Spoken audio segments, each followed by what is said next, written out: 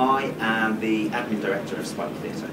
I'm an independent producer as well, but I'm sort of admin director, administrative producer, whatever. My actual job title is admin director. I specifically look after the day-to-day operation of the office, keep the books, keep the accounts, do all the invoicing in and invoices out, chase up payments, make payments to actors and other people that work with us on a freelance basis. I prepare papers for the board so that the board can make decisions on the future for the company and whether we're financially viable and all that type of thing. I deal with funders and do reporting for funding applications and things. I also submit funding applications in conjunction with Mark, who's our artistic director, and marketing, press releases, putting things like that together, liaising with venues that we're touring to, negotiating contracts with them. You don't need a whole big job description about what I do, but it's all sorts of things to just make things work behind the scenes of a theatre company. Generally, I can't take dates, for instance, in Stockton-on-Tees when the next night is going to be down in Devon somewhere. Do you know, it's obvious really to sort of work that out, and then you liaise with the venues about what slots they've got available in their programmes. And if they don't have any other available slots, and a slot that gets in the way of that isn't able to move, then you don't do the gig, if you know what I mean. And you have to sort of weigh up where you want to be working, where you want to be presenting the shows, and where you want to be doing it.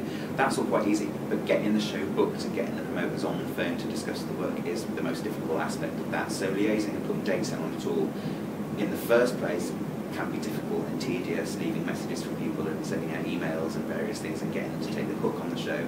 But liaising it and making the dates work in conjunction with that tends to sort of fall into place with the odd gap here and there.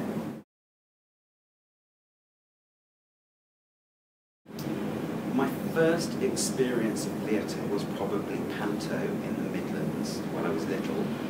And I know that's like going, oh my god, panto. Most young people's experience of theatre is going to the panto in their big receiving house, their big #1 touring house, in their big cities or major towns and stuff. But also, when I was in primary school, it was a theatre company called Gazebo Theatre and Education that came in and did various projects with us as school kids.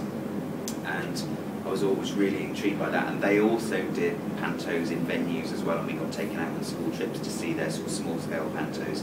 So I have vivid memories of working with Gazebo Theatre and Education Company, but it was also the big glamour, glitter and walk down and dances and big costumes of the panto sort of thing. So I've always been interested in that sort of, the difference between that big, all singing, all dancing, #1 tour musical and that small-scale intimate studio theatre venue as well.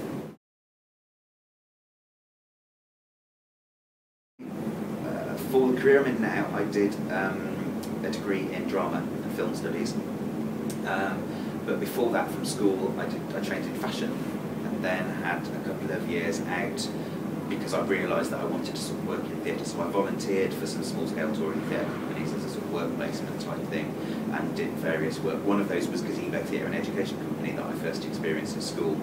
But then I went and did a HND. I did an access course in a Dudley College in the West Midlands, and then went on to do a HND in community theatre, which was a brilliant vocational training background for me in what I do, because we had to hands-on book tours into old people's homes and schools and various venues, take shows on the road, take things on tour, and we had to do that as students with the protection of our college and some funding from the college as well. It was a great grounding in doing that, but then I went straight from my HND into the second year of a degree course because I've got the HND under my belt, and then I did my sort of academic training and my degree in drama. Yeah, so I went into drama sort of relatively late. I was a mature student, so I graduated at the age of 28.